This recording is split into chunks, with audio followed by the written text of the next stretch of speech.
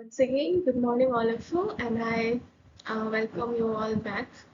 So, today's session is about financial ratios. So, in the last video as well, we have seen what we mean by financial ratios, then what are its advantages, what are its disadvantages, and what are the different kinds of ratios and how we can use it, right? We can say that financial ratio is actually a much simpler and easy way to study the financial statement of the company, right? Because in financial statements it's a big numbers over there. So instead of using that big numbers, if we can classify it under small numbers and it in a easy manner, then it will be more beneficial for all the users. So I welcome you all. My name is Priyanka Mahanta, Assistant Professor of Business Administration Department, UST. So here let us just first have a glance about the classification of ratios. That means what are the different types of ratios, and under that particular ratio, what are the different ratios we have. You have to know this really very clear. Okay, like if we talk about profitability ratios, then what are the ratios that comes under profitability ratio? Like see here we have written the gross profit, everything related to profit. Okay, gross profit ratio, net profit ratio, operating profit, then return or capital invested. Anything related to profit is we can say is identified or is found out under this profitability ratio. Then we have liquidity ratio. Under liquidity ratio, we have two main ratios that we can find out. One is quick ratio, another one is current ratio. Third one is turnover ratio. Under turnover ratio, we have inventory turnover, receivables turnover, fixed assets turnover. Under solvency ratio, we have debt equity ratio, interest coverage ratio. Under earning ratios, we have PE ratio, earning per share, that is again return on net worth. So these are the five main classifications, and under these main classifications the ratios that we can find out. So let's study and let's understand in detail what these ratios are, what it actually means, how to interpret the ratios. Okay, so these things are to be discussed. So first one, we are going to talk about liquidity ratio. As in the last video as well, I talked about a bit of liquidity ratio. Okay, so here it's written that liquidity ratio, the importance of adequate liquidity in the sense of ability of a firm to make its current or short-term obligation when they become due for payment can hardly be overstressed. That means if the firm has any kind of liability to pay, or we can say short-term liabilities to pay, that is within 1 year, then that the company should have enough of assets, current assets, to repay the liabilities, and that too at time. Okay, so if the company don't have enough assets or current assets or short-term assets to repay the liability, then their liquidity position is really bad. Okay, they have to maintain at least the amount of liability, like amount of liability should be we can say the amount of asset should be twice the amount of the liability. Like for example, if you are needed to pay 1 lakh rupees as liability to the supplier, that means you should have minimum of 2 lakh rupees of current asset with you, so that you can pay the money as well as you can operate the business smoothly. Fine. So, in fact, liquidity is a prerequisite for the very survival of a firm. Yes, if you are not able to repay all the liabilities, if you are not able to meet the current demands of the company, then how you are going to survive? It will become very difficult for the company to survive like that. Okay, so they should have a proper maintenance of this liquidity ratios part. The short-term creditor of the firm are interested in the short-term solvency or liquidity of a firm. But liquidity implies from the viewpoint of utilization of the fund of the firm. That funds are ideal or they earn very little. A proper balance between the two contradictory requirements, that is liquidity and profitability, is required for efficient financial management. Now we have here two contradicting things. Like, let's understand this with the help of an example. See, the ideal current ratio, as I talked in the last video, is 2:1. Okay, let me write it. The ideal current ratio is 2:1. Okay, so this is the best ratio that the company should maintain. But suppose the current, or we can say the liquidity ratio or the current ratio of one company is 4:1. Okay, 4:1. That means this 4 part is what? This 4 part is the asset part, and this 1 part is what? This 1 part is the liability part. See, that means suppose if you have 1 lakh rupees to pay as liability and you have extra 4 lakh rupees, okay, but the ideal is how much? Ideal is 2:1. That means you should have at least twice the amount of liability. But here you are having, we can say 4 times more than the liability. That means you are not utilizing your assets properly. Maybe your liquidity position is good. Okay, it's very good. But suppose it's good, but this good is contradicting to the profitability. How? That means you are not utilizing your assets in a proper way. And if you're not utilizing the assets in a proper way, you are not going to get the profit. Okay, your return will be less. So you should know how to maintain the liquidity as well as the profitability balanced in the company. Fine.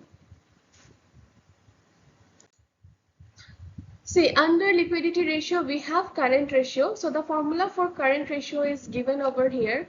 The formula for current ratio is current assets by current liability. Current assets means those assets which we can convert into cash within 1 year, and current liability are those liabilities which we need to pay within 1 year. Okay, so here the ideal ratio is 2:1 that we discussed in the last slide.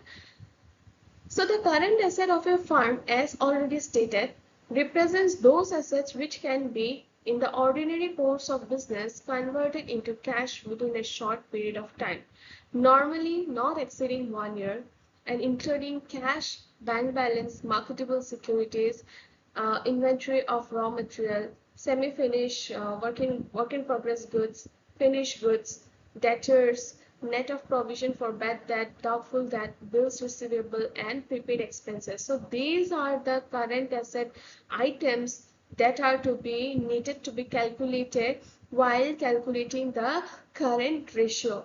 And when we are talking about the current liability, so under liability, it means that the short-term maturing obligation, or we can say the within short period of time we need to pay.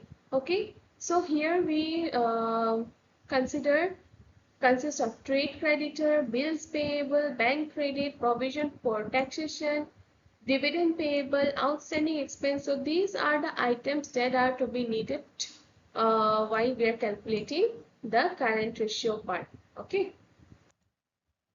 So now moving on to the next part. So here it's written that, let me stop this one.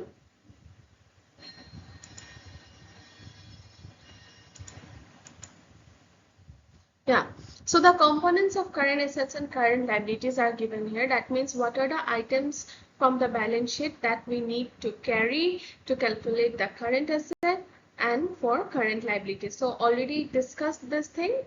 You can see here that we for calculating the cash at hand, current asset, we can just take the balance of cash in hand from balance sheet. Oh, so sorry. So it just the slide got skipped and I cannot go back. So that are the items, only the items mentioned over there, that these items are to be taken from the balance sheet to calculate the current assets and current liability. Okay, so moving on to the next ratio, it has two names. Okay, it is also known as acid test ratio, or we call it as quick ratio. Now, this ratio is more liquid than the current ratio. Okay, in current ratio, in the formula is current assets by current liability, right?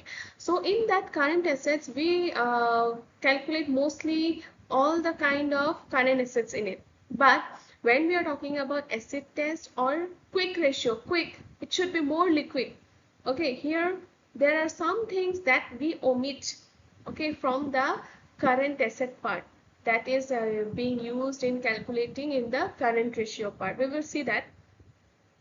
So as observed above, one defect of current ratio is that it fails to convey any information of the composition of current asset of a firm. A rupee of cash is considered equivalent to a rupee of inventory or receivable, but it is not so. A rupee of cash is more readily available, right? See, if you have cash in your hand or cash at bank maybe, okay, that are more liquid than the work in progress or the finished goods. You don't know when the work in progress is going to be completed, and we don't know when the fixed goods are to be converted into revenue. It may take certain time, right? We cannot just assume like that. So we can say that the cash in hand, the cash at bank, these are more quick, more liquid assets. Okay. So here, when we calculate the quick asset from the current asset, whatever we are calculating in the, like whatever items we are taking while calculating the current ratio, we just deduct two things. The two things are, one is stock. Stock, that means whatever finished goods you have in your godown. Definitely you don't know when the stock will get empty, when the stock will turn up into revenue. You don't have that correct assumption about that. Okay, and about next one is prepaid expenses. So if there is any kind of prepaid expenses, then you have to deduct it. So these two things are not included in the current asset part when you are calculating quick ratio. Okay. Now, first one we have seen, first one is liquidity ratio. Under liquidity ratio, we have current ratio and quick ratio. Now we are talking about solvency ratio. So what we mean by solvency ratio? Under solvency ratio, there are number of ratios. Okay. The ratio are analyzed on the basis of long-term financial position of a firm. It is also known as test of solvency or analyzing the debt. Many financial analysts are interested in the relative use of debt and equity in the firm. Now, debt refers to outside borrowing by the firm. The debt position of a firm indicates the amount of other people's money being used in attempting to generate profit. So the long-term debts are of much importance to the firm, since a firm is expected to commit the payment of periodic interest over the long run.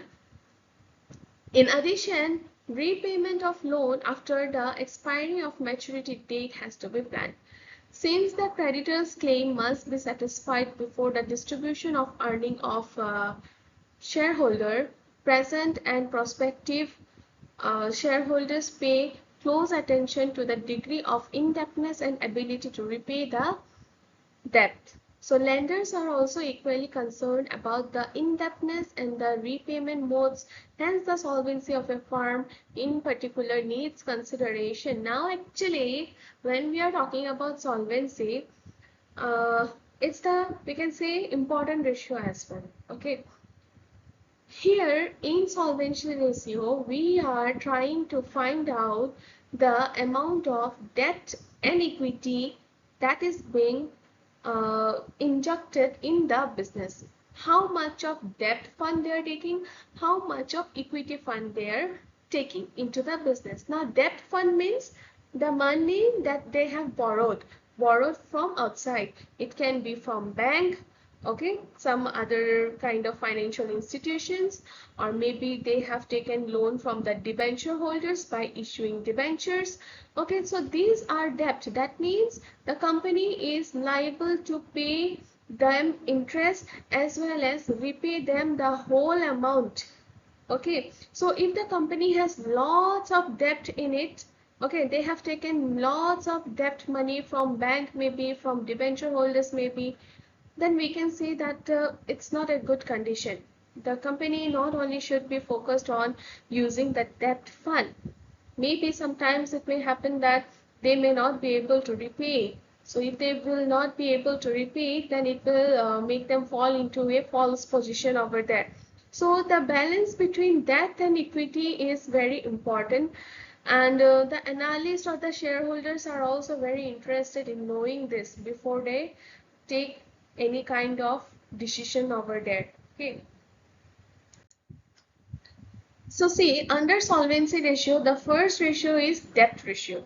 Okay, so debt ratios are important because debt is widely considered to be measured the health of a firm and the risk associated with it. So if a firm has high debt, they may have fixed payment which may be made. This means that limited funds may be directed to debt payment, either principal, interest, or both, instead of investment.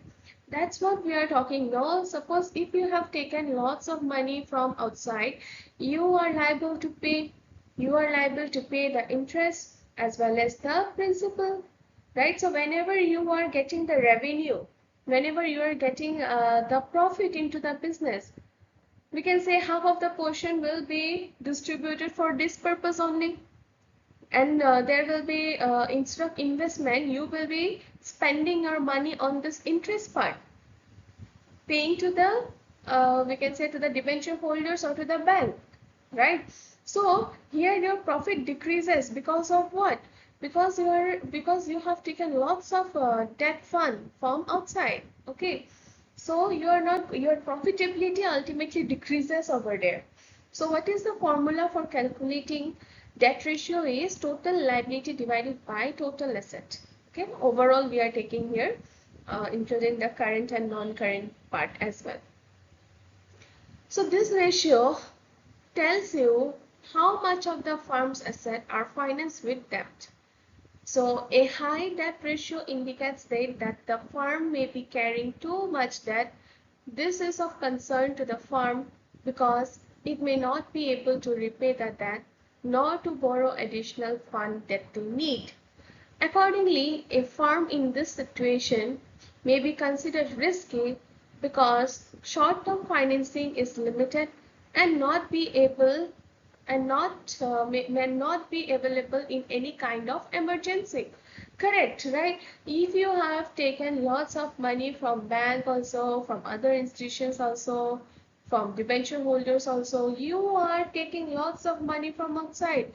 It will create a pressure into the business, pressure into the company, and you will be in a riskier position, right? Riskier position means sometimes if you may be in such condition that you are not able to pay the interest.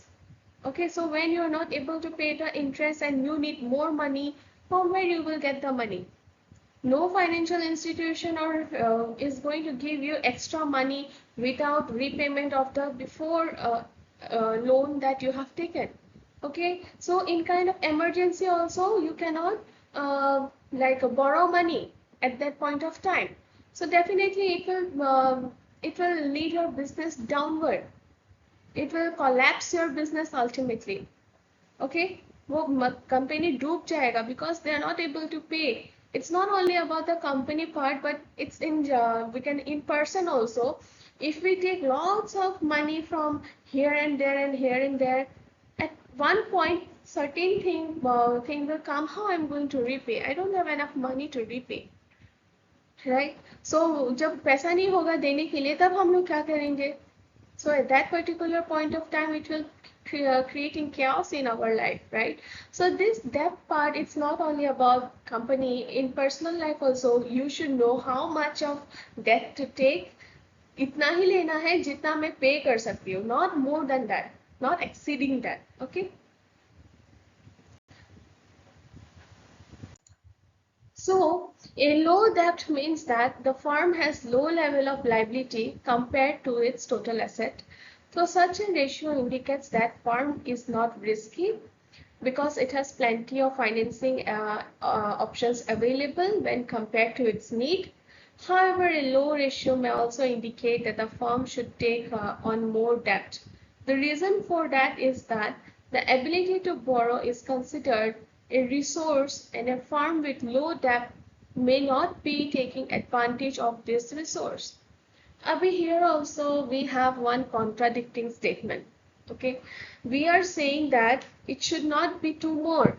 If it's too more, then it's risky. Then the company's position is in riskier side. Okay, लेकिन कम होने से भी problem है. Even if the ratio is low, they have not taken much debt from outside. Okay, and they are using their shareholders fund or equity fund like that. Okay, ultimately that means you are not taking borrowing, you have enough of assets to repay all your liabilities. Then the investors here, they see that, oh, is it, you're not using any kind of debt fund, that means you're not utilizing the resource, you don't have the ability to borrow money. So lots of questions comes over there. So here also two things are contradicting. It should not be too less, it should not be too more. It should be that much, like which is considerable. Okay, which is considerable. We have to make a proper balance between the debt and equity. Okay, it is the we can say the role of the finance manager over there to decide how much of equity and how much of debt will be beneficial for the company, as well as for the shareholders or the investors as well, because they are more interested in this part also. As really when we are investing, we don't want our money to go SA, right? We need something out of it. We need we can say return out of it. Fine. So we have seen that debt fund means that if like how much of debt or equity the company is using, and if they're using two more, that means they are in a risky position. Okay, and if they're using too less, that means they are not taking the opportunity and they are not having the, we can say, ability to borrow. So it should be we can say optimum, it should be balanced. Okay.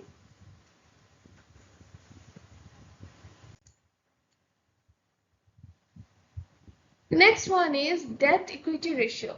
In the first one we just see we have just seen how much of debt they are using. The ratio was debt ratio, but here we are seeing how much of debt, how much of equity. Okay, so the formula for debt equity ratio is long term debt divided by shareholders equity. Here we are comparing how much of debt I am taking, how much of shareholder I am taking. Suppose out of 100%, if 50% I am using as debt fund, that means 50% I am using the shareholders fund. Okay, that also will help us to gain some kind of analysis here. Okay, let's see what it talks about. So the debt equity ratio deals with long-term liabilities and equity proportion of balance sheet. Note that shareholders equity includes retained earnings. Okay, equity may also be known as net worth.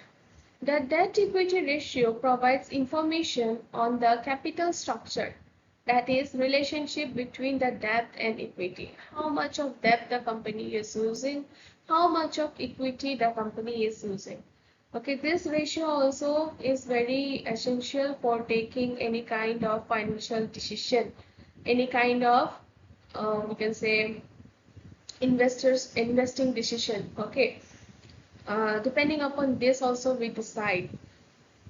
Now such information is important because it affects the value of the firm. Okay, Here is the main sentence written. Such information is important because it affects the value of the firm. So the value of the firm is important because it has an impact on ability to raise fund, either through increased borrowing or through sale of share, etc. So the value of the firm should be increased, right? How we are going to increase the value of the fund? It depends upon the market sometimes, okay, the share market, how the value of the firm increases, value of the share increases. So when the value of the firm is more, then only the company will be in that position to raise more fund, whether through